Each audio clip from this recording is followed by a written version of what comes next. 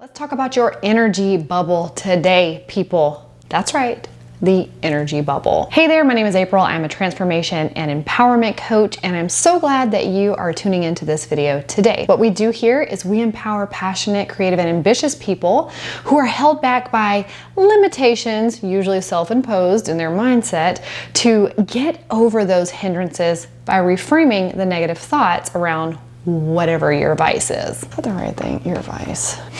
It's not vice. Whatever your vice is not the right word. It's your hang-up. Whatever your hang-up is. I want you to thrive on your own terms through transformative action. You're gonna have to do something. Things will not change until things change. Am I right? All right, so let's deal with my squeaky chair and talk about the energy bubble. I'm gonna tell you a story. This morning, I went to Starbucks. When I ordered my drink, the girl was so incredibly kind. Starbucks really has great service anyway, for the most part, but this was like authentic, but really, really kind. As soon as I ordered the drink, she was like, oh, the usual. She knew who I was. She knew exactly what I wanted, how I wanted my drink.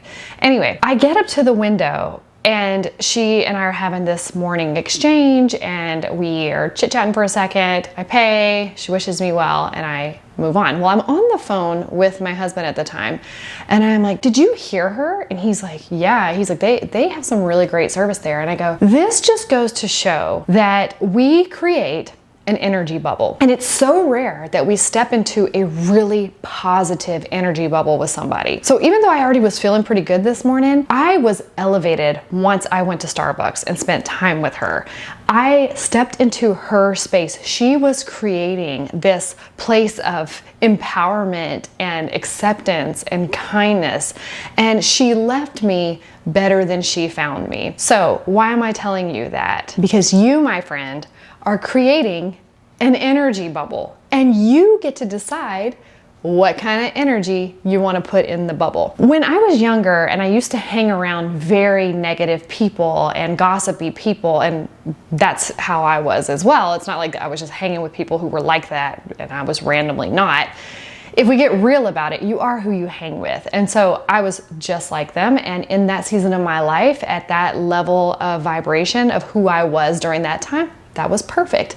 But as I started to grow and expand and get more good energy in the energy bubble, when I would hang out with those friends, I realized that I didn't feel good when I left them. So it would be like a good time while I was there, and then I would leave and I would just feel like drained and kind of gross, honestly. As I started to become more and more aware and putting more good things in and being around mentors or people who were more in that positive energy space, when I would try to go be with those friends again, I would, in the moment, in real time, during a conversation, not like what we were talking about. I would feel it in my body. Like my body would push back at me and say like, I don't like this. A lot of times I just overrode it and carried on, because who wants to be discounted from the group? Nobody wants to be kicked out of the group or be different. And so I did that for quite some time until I just couldn't do it anymore, because as you're growing and evolving, things start changing. A lot of you may have experienced this already, where you change, you expand, and you try to go back to these old groups and these old spaces and these old energy bubbles, and it doesn't resonate anymore. And so something has to shift. And usually people wind up mad at you because you changed. Oh, you changed. And because you changed, they don't want anything to do with you anymore. And that's totally normal. It hurts, but that's what happens when you've been around people who are not changing their vibration, who are not expanding as individuals, and who are not growing the same course that you're growing on. And that's okay. It doesn't mean we all have to stay together all the time. And sometimes you have to process your hurt feelings and all the victimized moments, and then move on. And the reason for that is because your energy bubble is changing. I've gone through many energy bubble changes. And I was telling my husband the other day, because we take a walk usually every morning, and I was telling him that it's so funny. We've been together 18 years. It's funny how we'll be in the middle of a conversation now, and if one of us is dragging some sort of negativity into the conversation, we will stop ourselves. We will stop ourselves from talking about the thing because it's draining. It's draining us first. We feel it in our body, and then immediately we're like, I don't want to talk about this anymore. We were talking about something the other day, and there's this point of talking about the thing because you're talking about the thing to inform one another, and then you get on this little tangent that's kind of gossipy or kind of gross, and it really fuels the ego because the ego likes that type of stuff. But when you're observing self, that part of you that's like consciousness or whatever that observing voice is, so that's your observing self. When that starts talking to you, like, what are you doing? And you hear it and you're connected to it and your whole body starts speaking to you as well. Tony or I will go in the middle of talking, I don't want to talk about this anymore. And the other person will go, okay, like we don't want to hear it either.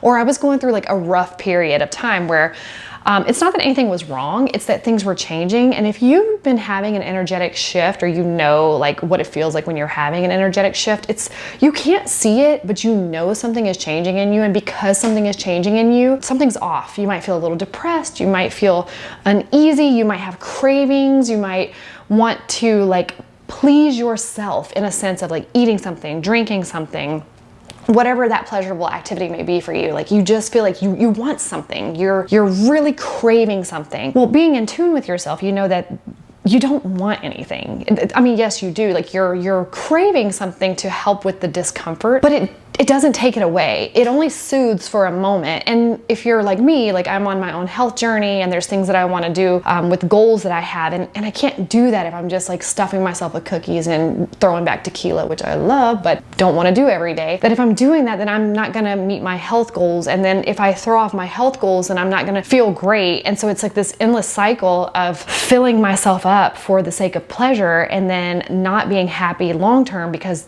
that's not in line with where I actually want to be going. So when you starve yourself of that and you cut all of that off, you can feel kind of crazy. Or am I alone in that?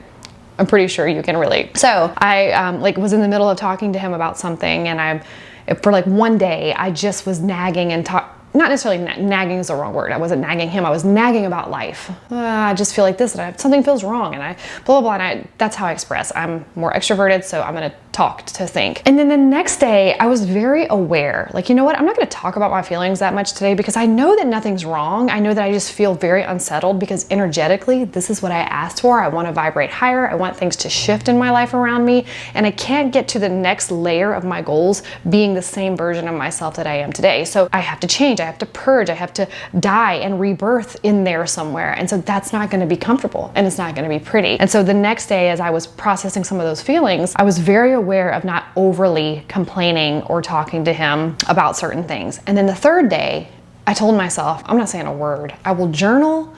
I will talk to myself, I will meditate, but I will not put this energy on him because it's an energy bubble and he's got his own goals and ambitions and he's my partner. So I need him to lift me, and I know how strong that energy bubble can be, and I can pull him down in it with me. And then now we're both no good. So luckily that third day I actually felt a lot better. I felt like things were lifting. There's been a lot of energetic things happening with the moon and such. And so I feeling much better now. But I say all that to say there is an energetic bubble around you, whatever you want to call it. It doesn't have to be weird. You can look into the science around it. It's truly there. And I was reminded of it this morning when I went to Starbucks and stepped into this beautiful energetic bubble with this sweet, sweet woman. And it just reminded me of how powerful we are on an individual level and how powerful you are. And so if you're tuning in today and you're just feeling like meh, or there's a lot of things you want to complain about, and there's a lot of things that you just feel fed up with, I just want to tell you that you are creating an energetic bubble. Not saying you can't feel that way, not saying you can't talk about it. Take what resonates and leave what doesn't. But you, my friend, are creating an energetic bubble, and you will attract what you are putting out. Things that come to you are just a mirror, like you are mirroring things here. So what you put out is going to come right back to you. And I was a witness and got to experience this elevated this elevated mood on top of what was already a really great morning for me by stepping into somebody else's sphere with them just by an interaction. And so I want to leave you with just how powerful you are in your interactions and how powerful other people's interactions are with you. Because if you're spending time with people who drain your energy, who take from you, who hurt you, who put you down, who question your goals and your ambitions and make you question yourself, I would really like to invite you to consider those energetic bubbles. Like, what are you putting out and what are you stepping into? Because as you set forth to do all the things you want to do and provide the impact in the world that you want to provide into the world, can you get there? Can you do it? Can you be all that you want to be if you are interacting with that type of sphere of energy within your day-to-day? Just something to think about, something to consider. Through transformative action, you can elevate your life. You can change your thinking, you can change your thought process, you can truly change neurons that are in your brain that are telling you a story in a loop that you think, just how I am. It's just who I am. It's just how I am. It's just how I've always been. I want to ask you to question that belief, because nothing changes until something changes.